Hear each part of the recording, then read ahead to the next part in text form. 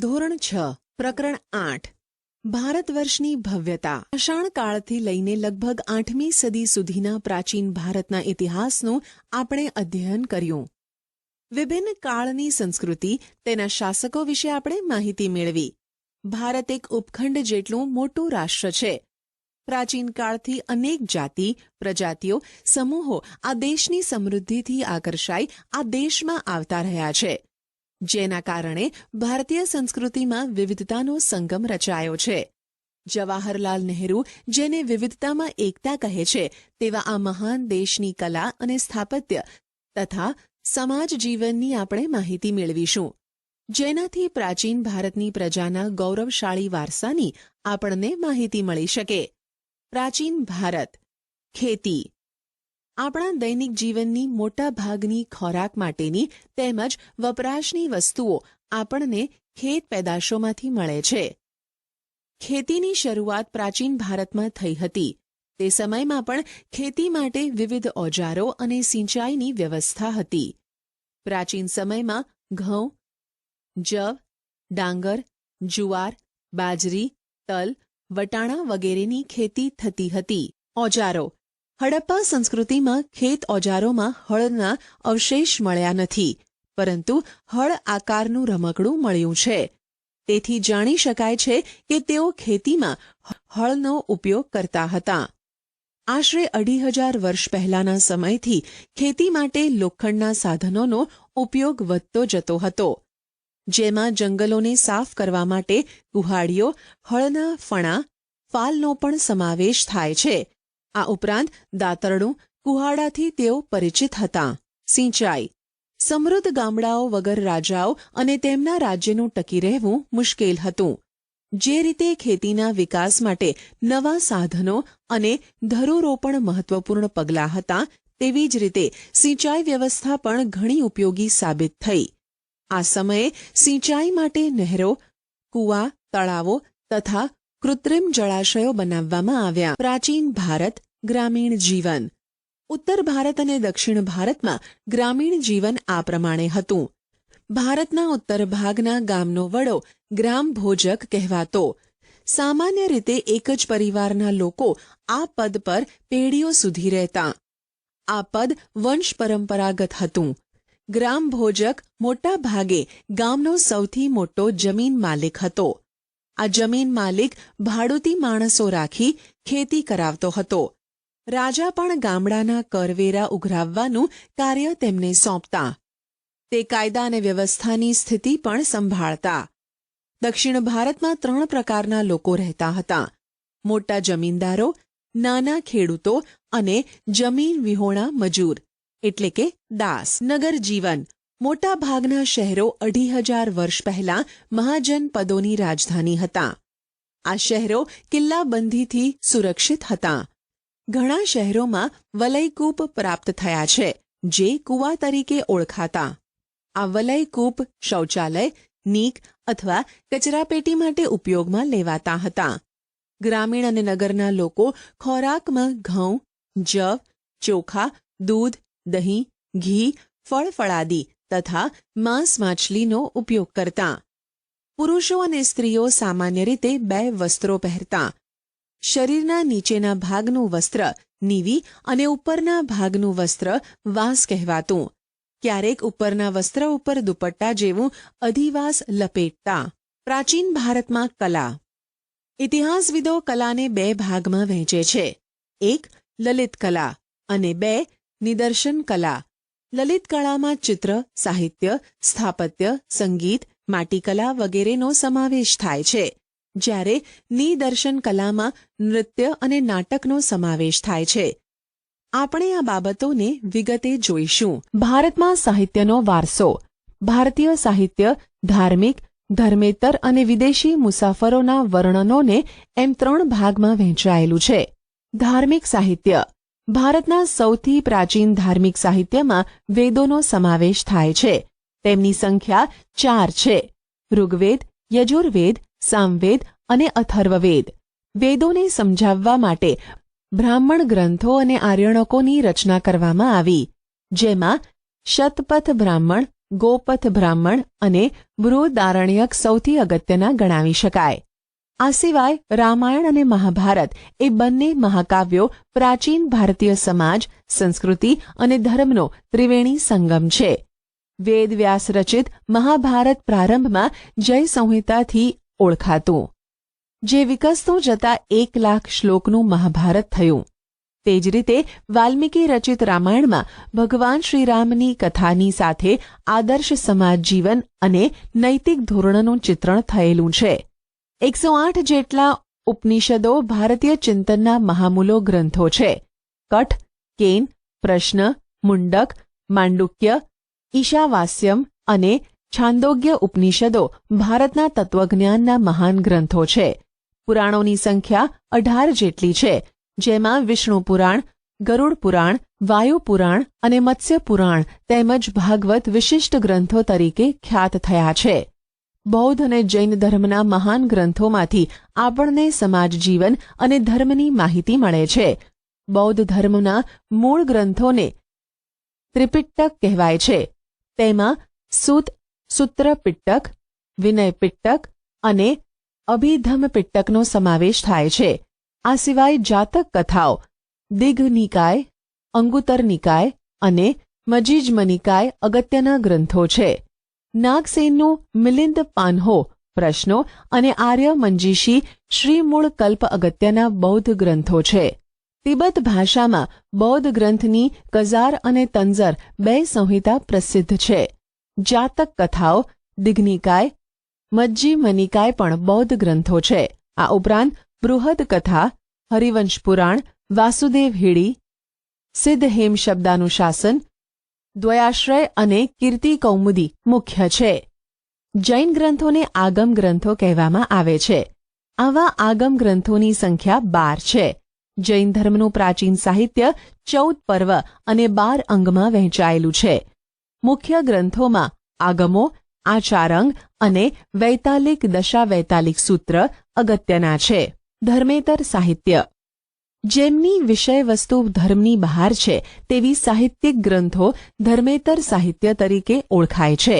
તેમાં મોટે ભાગે કાવ્યો, નાટકો, પ્રશસ્તિઓ, વ્યાકરણ ગ્રંથો અને સ્મૃતિઓનો સમાવેશ થાય છે. આ સ્મૃતિઓ એ ભારતના કાયદા ગ્રંથો છે, જેમાં મનુસ્મૃતિ, યાજ્ઞવલ્ક્ય સ્મૃતિ અને નારદ સ્મૃતિનો સમાવેશ થાય છે.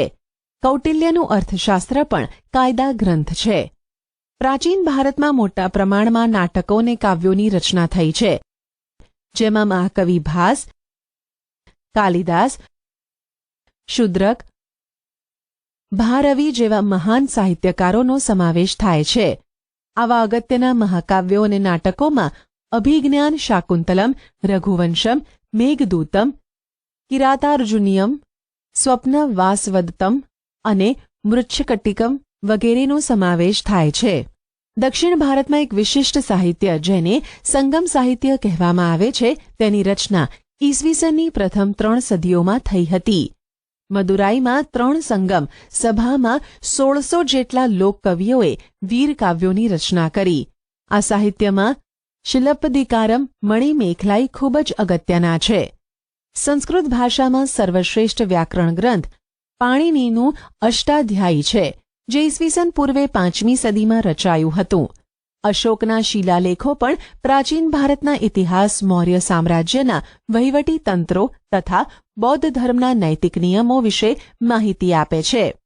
ગુપ્તકાળમાં પ્રશસ્તિ, કાવ્યો અને ગ્રંથોનો ઘણો વિકાસ થયો. સમુદ્રગુપ્તની પ્રયાગ પ્રશસ્તિના લેખક હરિશેણ હતા, તો ઉદયગીરીની ચંદ્રગુપ્ત દ્વિતીયની પ્રશસ્તિના લેખક વીરસેન સાબા હતા.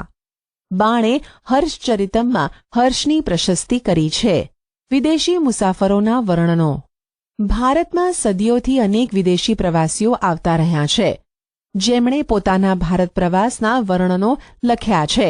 તેમની આ પ્રવાસ નોંધોમાંથી ભારતીય સંસ્કૃતિ અને પ્રજાજીવનની માહિતી મળે છે.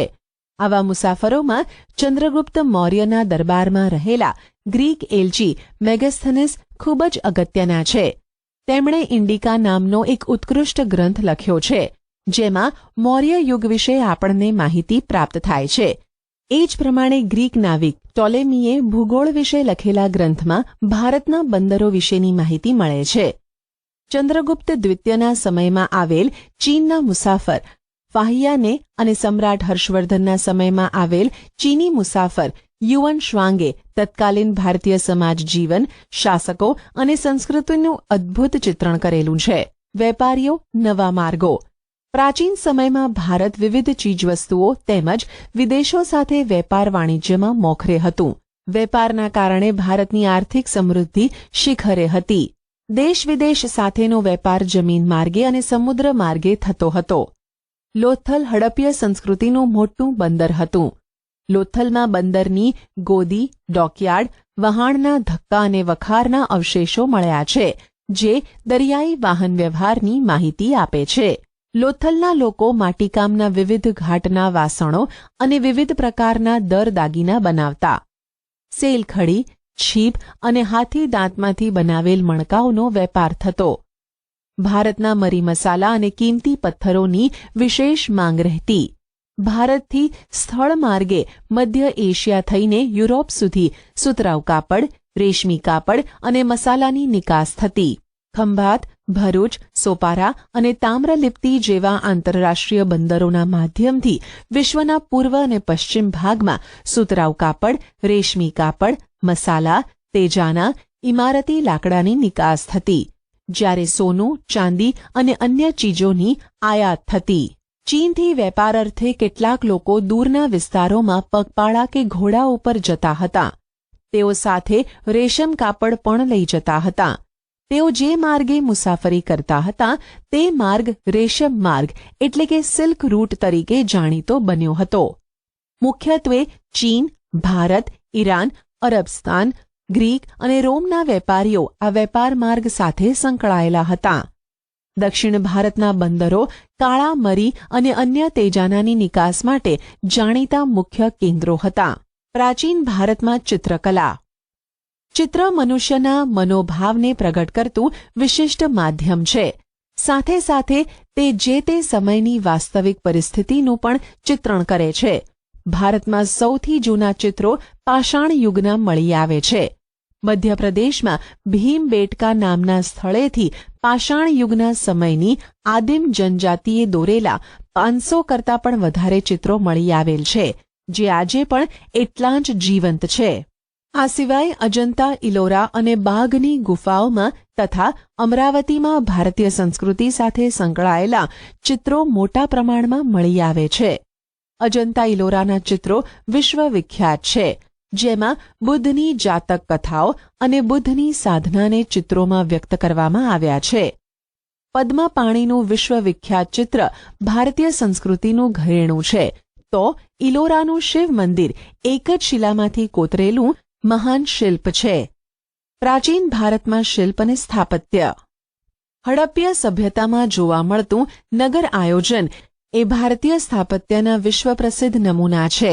એક સમાન નગર રચના, સ્નાનાગાર, અનાજના કોઠાર, ઔદ્યોગિક એકમો અને વરસાદી પાણીના પ્રબંધ સાથે સંકળાયેલા અનેક સ્થાપત્યો હડપ્ય સભ્યતા સાથે સંકળાયેલા છે, જે પ્રાચીન ભારતનો ઇજનેરી કળાનો ઉત્તમ નમૂનો ગણાય છે.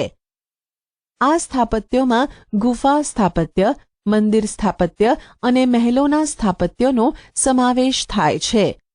ગુફા સ્થાપત્યોમાં બારાબારની પહાડીઓ, નાસિકના ગુફા શિલ્પો, અજંતા ઇલોરા અને અમરાવતીના ગુફા શિલ્પોનો સમાવેશ થાય છે. શિલ્પકલામાં મૂર્તિકલાનો ભારતમાં પૂર્ણપણે વિકાસ થયો હતો.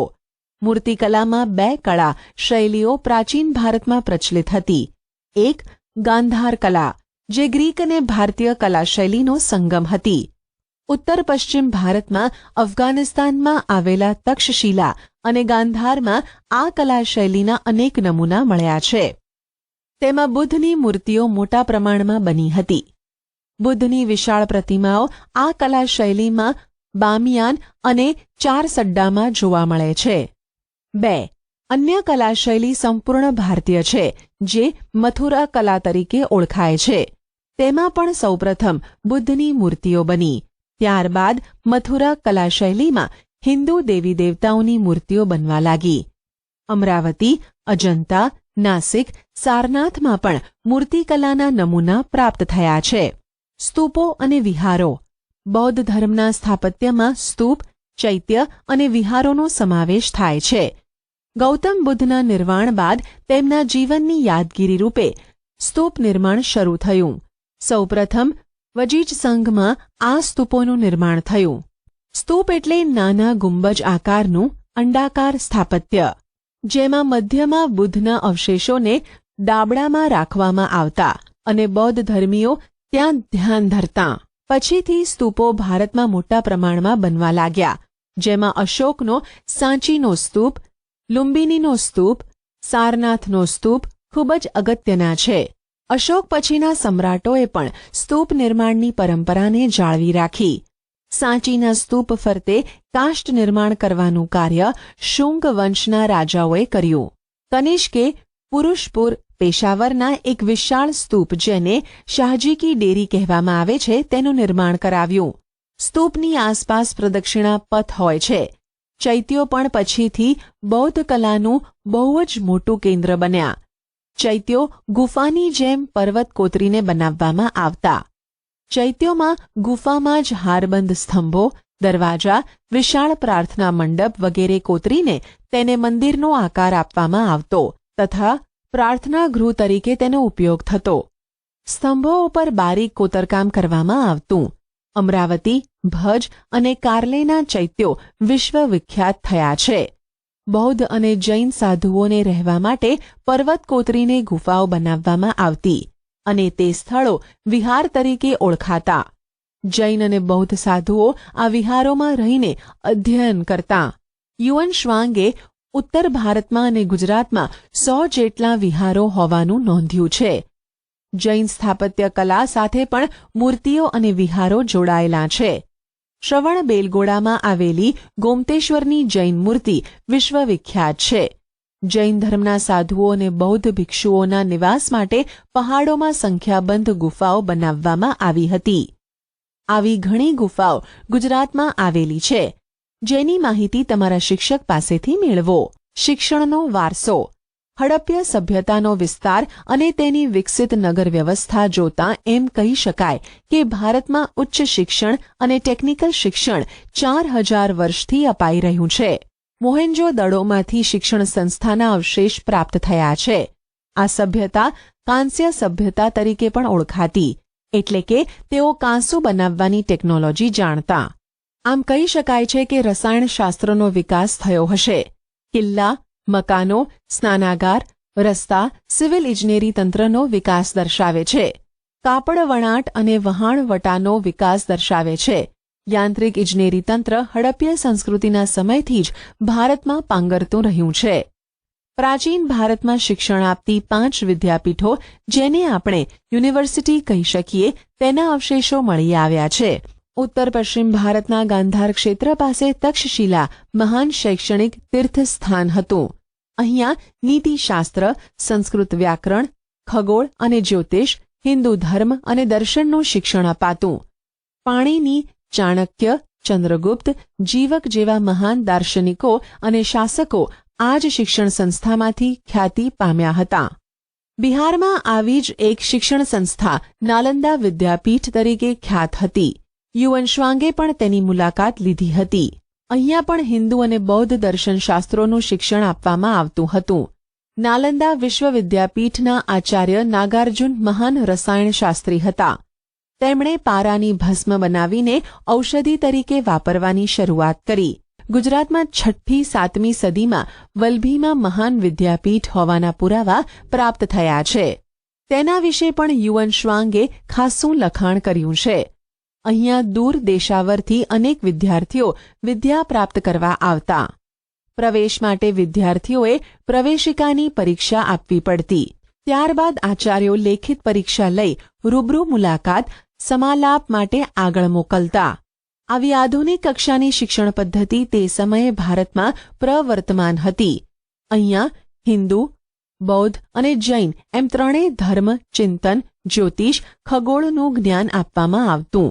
બંગાળમાં વિક્રમશિલા અને ઓદંતપુરી નામની 2 વિદ્યાપીઠો એટલે કે યુનિવર્સિટી અસ્તિત્વમાં હતી, જ્યાં બૌદ્ધ ધર્મ સાથે સંકળાયેલા 3 માળના વિશાળ પુસ્તકાલયો બનાવવામાં આવ્યા હતા. સિક્કા. ભારતનો ઇતિહાસ જાણવાનું એક અગત્યનું સાધન અને સમૃદ્ધિનું પ્રતીક સિક્કા છે. ભારતમાં સૌથી જૂના સિક્કા ઈસવીસન પૂર્વે 5મી સદીના પંચમાર્ક કોઈન તરીકે ઓળખાય છે. ત્યારબાદ ઇન્ડો ગ્રીક રાજાઓએ વિશિષ્ટ પ્રકારના સુવર્ણ સિક્કા શરૂ કર્યા, જેની ઉપર રાજાનું ચિહ્ન, તેની આકૃતિ એટલે કે ફોટો અને તેનો સમય ઉલ્લેખિત થયો હતો. તેનાથી આપણને તે સમયનો ઇતિહાસ જાણવા મળે છે. સૌથી શ્રેષ્ઠ સિક્કા ગુપ્ત કાળના જોવા મળે છે. સમુદ્રગુપ્તના વીણાવાદનકર્તા અને વ્યાઘ્ર પરાક્રમ ચંદ્રગુપ્ત પ્રથમના રાજા રાણીના અને ગરુડના, ચંદ્રગુપ્ત દ્વિતીયના, વિક્રમાદિત્ય અને સિંહ વિક્રમના તથા ગરુડ ધ્વજના સિક્કા મોટા પ્રમાણમાં મળી આવેલા છે.